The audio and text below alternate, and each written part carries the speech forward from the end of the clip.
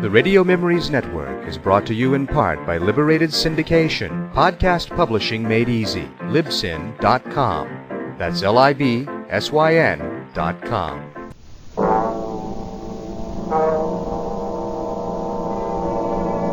Escape!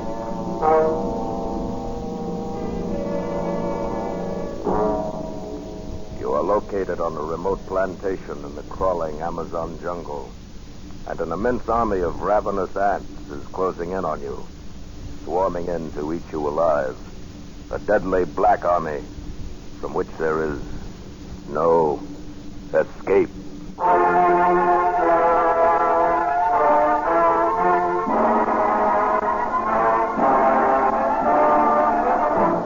Escape, designed to free you from the four walls of today for a half hour of high adventure.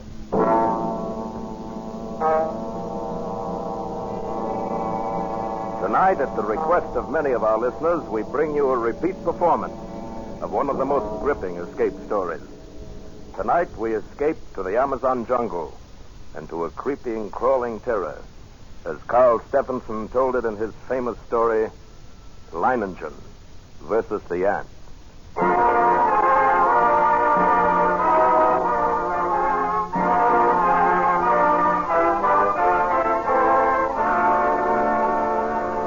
I first met Leiningen while performing my duty as district commissioner. As my boat neared his plantation landing, I saw him upon the riverbank regarding me with mild interest. A great hulk of a man with bristling gray hair, bulky nose, and pale eyes. His entire appearance somehow suggested an aging and shabby eagle. He escorted me to the terrace and had drinks brought. I came quickly to the point of my visit and issued my warning. Leiningen puffed placidly at a huge cigar and listened as I said, "And unless they alter their course, and there's no reason why they should, they'll reach your plantation in 2 days at the latest." Well, Commissioner, it was decent of you paddling all this way just to give me the tip. But a herd of crocodiles couldn't drive me from this plantation of mine. No, you do not understand at all. These aren't creatures you can fight. They're an elemental force, a gigantic catastrophe. 10 miles long, 2 miles wide, ants, nothing but ants, and each one as big as your thumb. Unless you clear out at once, there'll be nothing left of you but a skeleton picked as clean as your own plantation will be. I'm not an old woman, Commissioner. I'm not going to make a run for it just because trouble's on the way. But it isn't just trouble. And don't think I'm the kind of fathead who tries to beat off lightning with my fists. I've got a better weapon, Commissioner. Intelligence. With me, the brain isn't just the second appendix. I know what it's there for. But can't I make you understand the hideous... Commissioner, all my life I have lived by one motto. The human brain needs only to become fully aware of its power to conquer even the elements. Leiningen, you are a madman. I've done my best. Your obstinacy is endangering not only your own life, but the lives of your 400 workers. You don't know these ants. I tell you, you do not know these ants.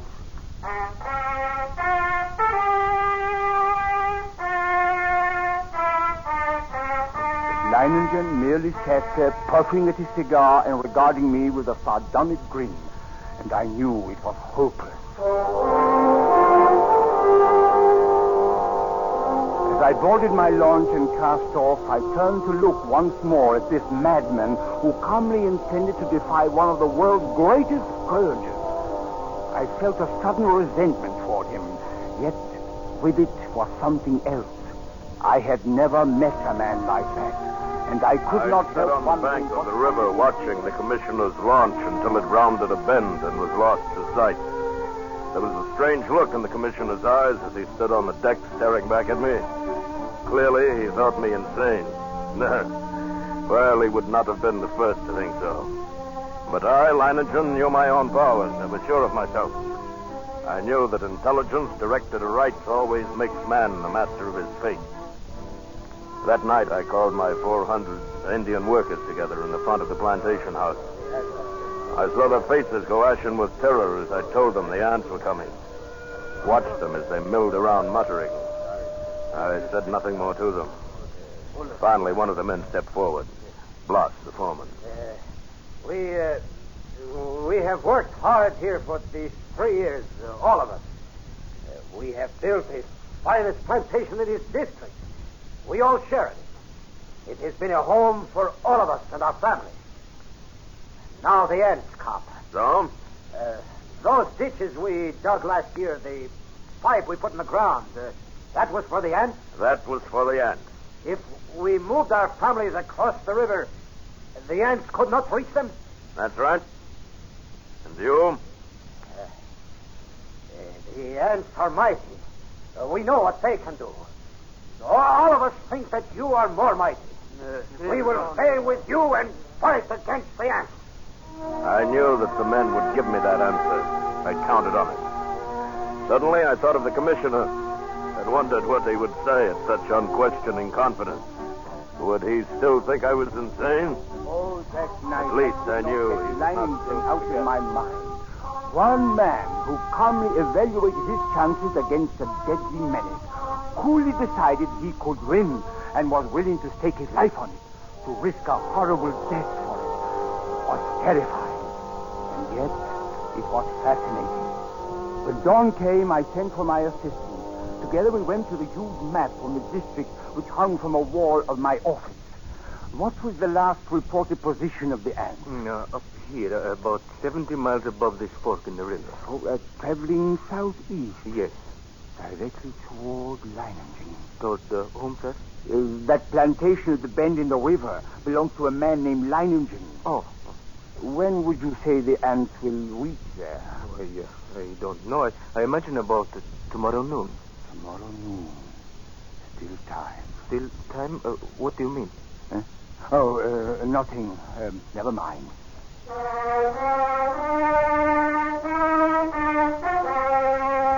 But what did I mean? Still time for what? For Leiningen to flee? Or still time for me to...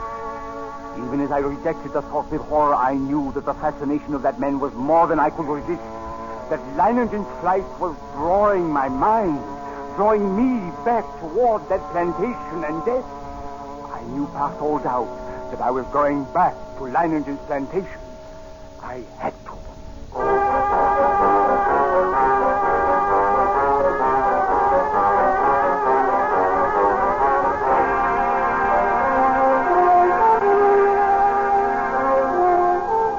It was 10 o'clock in the morning when I rounded the bend and saw Leiningen's plantation before me. I put into the dock and tied up the launch. Then I saw him standing on the bank above me, arms folded, stubby cigar in his mouth, and a sardonic grin on his face. I made my way up to him. Back for another warning, Commissioner? No. Back to stay a while? Yes. You don't seem very surprised. I'm not. You expected me? I thought you'd be back. Come along, we'll get some horses. You'll want to ride around the plantation, take a look at the defenses I've rigged up. Yes, I will want to see the defenses. And the ants. We'll be getting a glimpse of them before long, I should think. Yes, and the ants. Come along, then.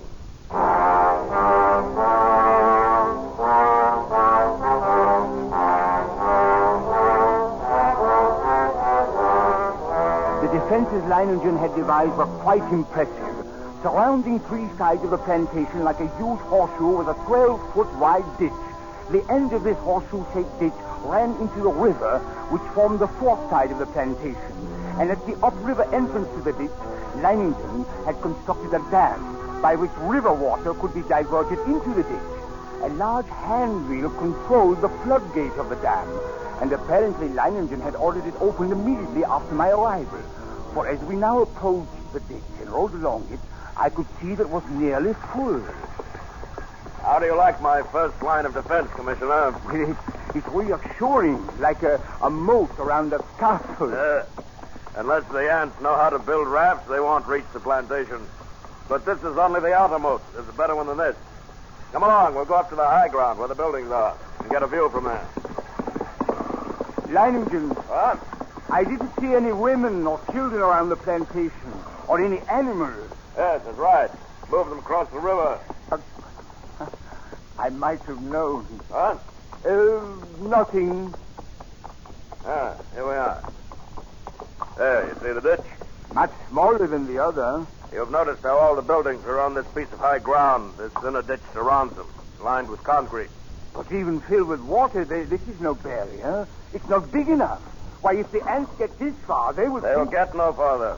This ditch wasn't built for water, Commissioner. You see the pipes leading into it? See those storage tanks up on the hill there? Petrol. We can throw up a wall of flame. They won't like that. Well, I hope you are right. Leiningen, look! Huh? Over the edge of the jungle, all those animals. Yes. Running like the wind. Everything from jaguars to monkeys. Good heavens. Remember, they don't have any ditches. But can they escape? They'll be all right as long as they don't get caught between the river and the ants. They can outrun the crawlers. But if they get trapped, it's either the ants or the crocodiles. Ooh. Look! Look, Commissioner! Look, over there on the horizon. There are your ants. Look at them.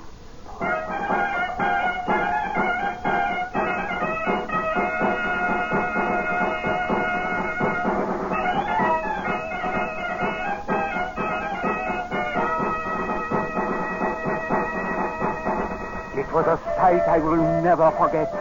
Over the range of hills, as far as I could see, crept a darkening hem, ever longer and broader, until the shadow spread across the entire slope, then downward, uncannily swift, and all the green herbage on the entire slope was being mown as by a giant sickle, leaving only the vast moving shadow extending, deepening, and moving rapidly near. They're a hideous lot, aren't they? Leiningen, we can't last against that. Look at them. Why, they could fill your ditches with their corpses and still have enough to destroy every one of us. We've got to run. No.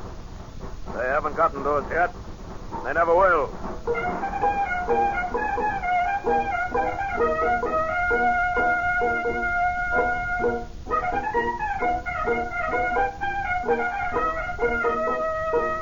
The hostile army was approaching in perfect formation. No human battalions, however well built, could ever hope to rival the precision of that advance. Along the front that moved forward as uniformly as a straight line, the ants drew nearer and nearer to the water ditch.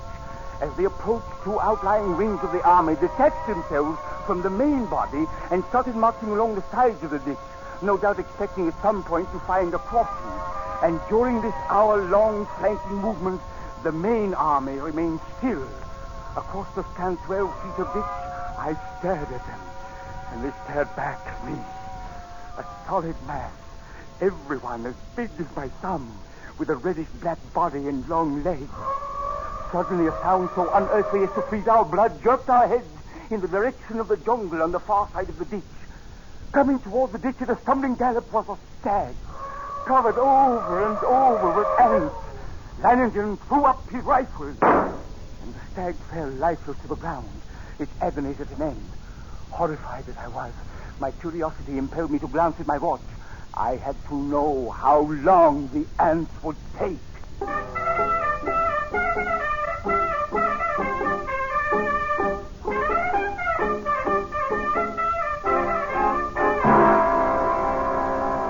After 6 minutes, only the white, polished bones of the stag remained.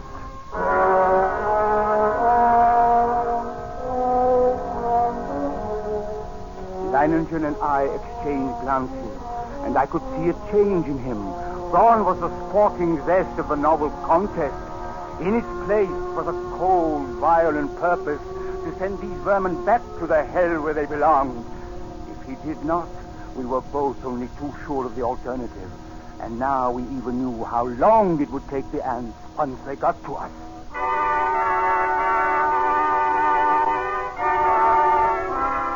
Around 4 in the afternoon, the ant scouts, having found no crossing, there was a stirring among the main army.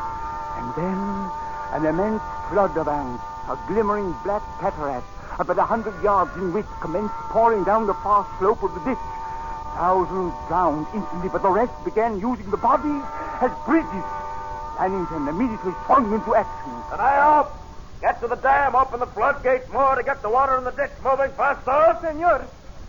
Oh, this looks like the spot for action. Commissioner. Yes. Beginning to see what I was talking about? What do you mean? About intelligence being more than a match for anything it tackles. Take the ants. They've got no intelligence. If they had, they'd have attacked along the whole length of the ditch instead of a narrow front like this. Should have been across by now. There.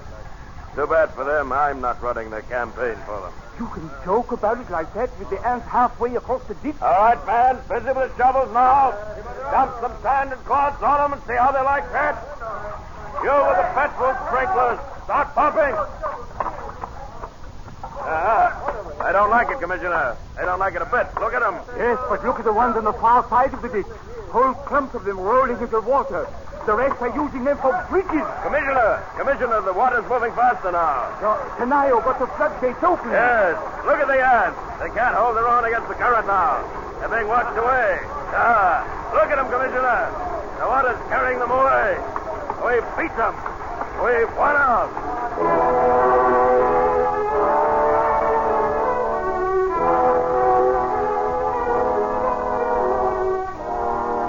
It was true. Leiningen had won at least the opening round. The floodgates were left open to forestall any night crossings. I suppose I hoped that the ants would go on, pass us by. But when dawn came, the dark blanket was still there, motionless, across the ditch. Then we noticed a feverish activity on the other side of the plantation. Here, a grove of tamarind trees lined the far end of the ditch, and every tree swarmed with the crawling insects.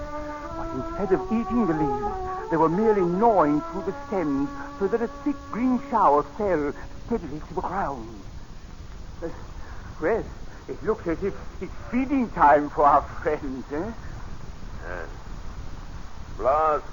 Yeah. Have all the petrol pumps brought here and get everyone over here except the lookouts on the other side and then pass out the shovels. Yes, senor. Looks like I underestimated them when I said they didn't have intelligence. What you mean? I said if they wanted to get across, they'd have to have rats. That's just what they've got. Those leaves are their rats. Even as he spoke, the leaves went tumbling down the far bank by the thousands. The current drew them away from the bank, and each leaf carried several ants. Don't worry. As long as you keep spraying them and shoveling dirt on the rats, they can't land. But there will be so many. It's true. Look, more leaves in the ditch all the time. Why, they'll have a solid carpet to walk across in a minute. Not so fast, Commissioner. I've still got a trick up my sleeve for them. The water! The ditch is drying up. Of course it's drying up. That's the plan. Those are the orders I sent to the dam. Are you mad? As soon as it's empty, what's to prevent the ants? Look, the water's way down. It's almost dry. They'll be able to crawl across the bottom. They'll not make it if the man at the dam carries out his orders. He should have opened the gates again by now. To flood the ants? Right. But what a chance to take. If anything should happen. Commissioner, here it comes. Here comes the water. Now we'll give the crawlers the ditch a good ride. Out in the river. Look at them. Look at them go.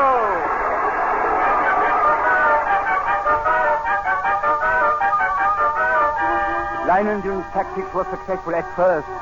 The violent flow of water at the original depth raced through the ditch, overwhelming leaves and ants and sweeping them along. 3 times the ditch was emptied. 3 times the ants raced across its bottom, and 3 times the rushing water, arriving just in time, carried them away. But the 4th time, as the water lowered nearly to the bottom of the ditch, we waited in vain for the rushing water. And then... Senor! What's the matter? What's gone wrong at the dam? The ants. Just as they managed to lower the water almost to the bottom, the ants attacked. And before he could open the floodgate, he was almost surrounded. The ants ran, and he ran after. They are across the ditch. Leiningen stood motionless, absorbing the news of his defeat without a word. Then, simply, he raised his pistol and fired 3 shots into the air. The prearranged signal for all men to retreat instantly to the second line of defense, the concrete ditches more than a mile from the point of invasion. Soon after we arrived there, the natives commenced straggling in silently. Leiningen waited until all of them had gathered. Then he spoke to them. Well, lads, we won the first round, lost the second. But we'll smash the crawlers yet. Anyone who thinks otherwise can draw his pay and push off. There are rafts enough on the river and plenty of time still to reach them. You stay then. Good. Thank you, lad. And you, Commissioner? I can't persuade you to give up the fight. You cannot. Then I stay too. Yeah, I knew you. Senor! A few of the ants have reached the ditch. They're trying to get across? No, senor. I didn't think they would. There's plenty of food out there for them. Crops I've spent 3 years raising. Not to last them until morning, anyway.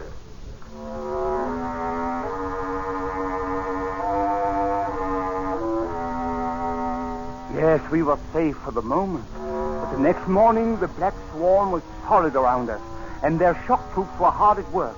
They were dropping shreds of bark and twigs and leaves into the petrol-filled ditches, forming a floating bridge across the surface of the liquid. Leiningen stood silently watching this operation, and I could see a grudging admiration on his face. Then, after several hours, the attack came.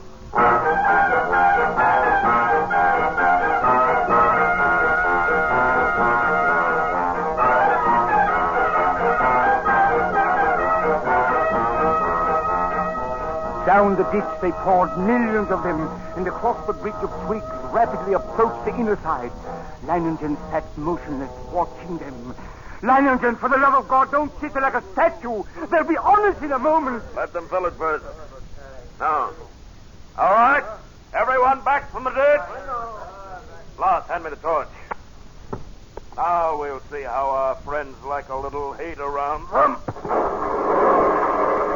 The flames from the ditch shot up into the air, devouring ants by the millions. But as they returned to the assault time after time, a slow, sickening horror crept into my mind. I looked quickly at Leiningen, then at the petrol tanks. He read my gaze and nodded slowly. That's right, Commissioner.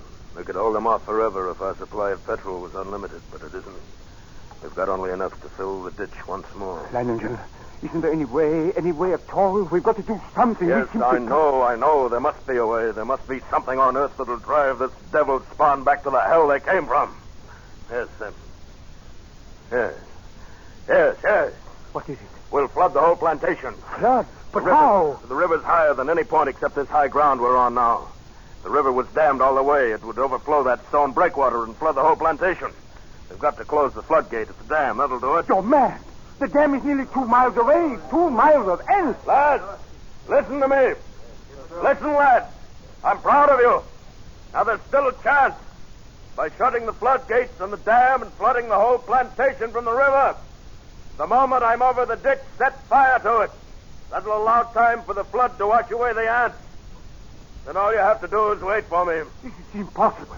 You can't get to the dam, let alone get back. That's where you're wrong, Commissioner. I'll get there and I'll get back. Take care of things while I'm gone.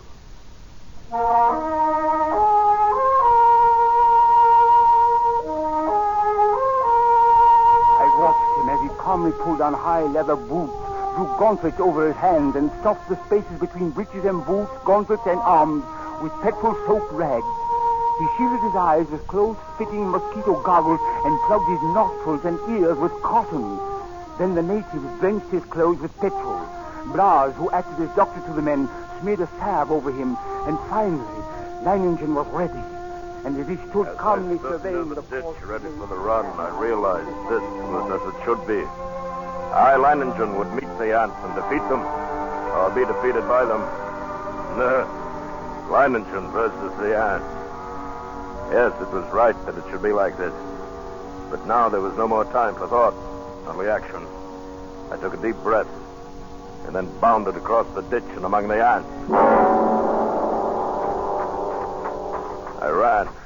I ran in long, equal strides with one thought, one sensation in my being. I must get through. I dodged all trees and shrubs, and except for the split second my soles touched the ground, the ants had no opportunity to alight on me. I ran on. I was halfway to the dam before I felt ants under my clothes and a few on my face. I struck at them mechanically, scarcely conscious of their bites. And the dam drew toward me slowly. The distance grew less and less. Finally, only 100 yards away. Then 50. Then I was there.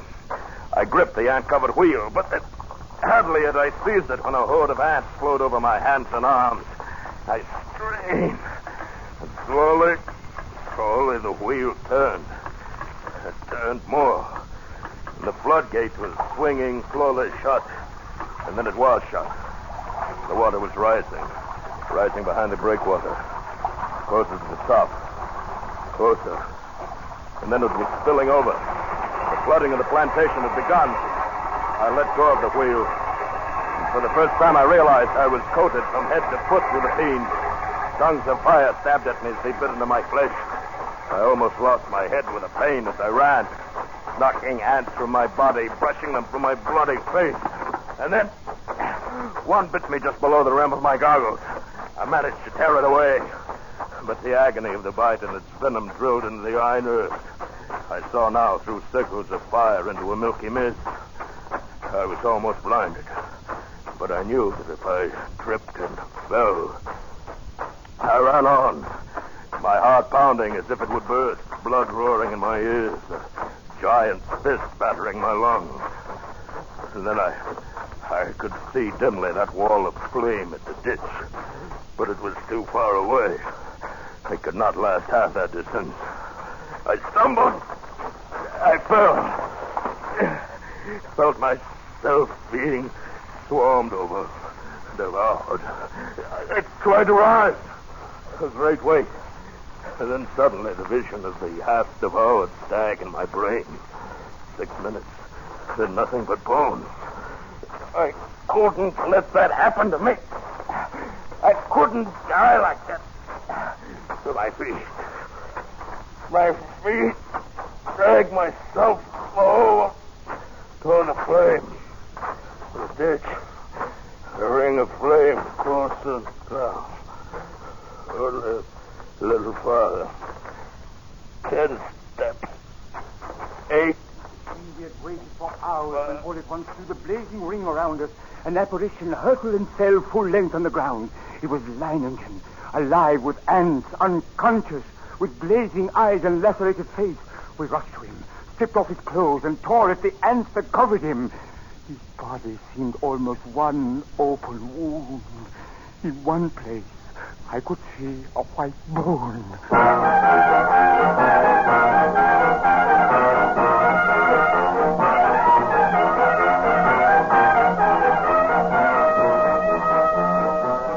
Later, as the curtain of flame lowered, I looked out where that blanket of ants had been and saw only a vast expanse of water covering the entire plantation and working its way to within a few feet of the concrete ditch. The ants were gone, drowned, and Leiningen had won.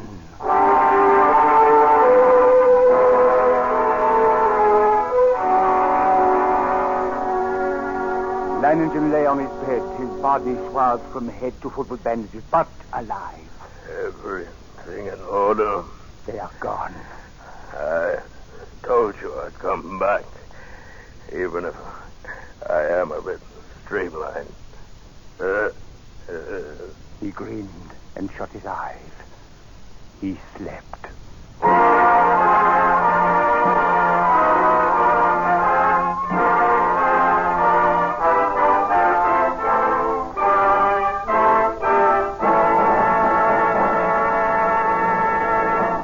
Escape is produced and directed by Norman McDonald, and tonight brought you Leiningen versus the Ants by Carl Stephenson, adapted for radio by Robert Rife, with Bill Conrad as Leiningen and Jay Novello as the commissioner. Music was conceived by Cy Feuer and conducted by Wilbur Hatch. Next week. You are stealthily stalking into a silent desert fortress, walking into what you know may be a trap. Around you stand a legion of dead men, and over you hangs a menace unseen but felt, a menace from which you cannot escape.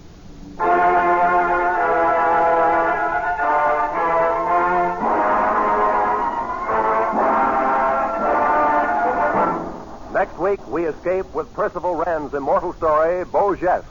Good night, then, until this same time next week, when once again we offer you Escape. This is CBS, the Columbia Broadcasting System.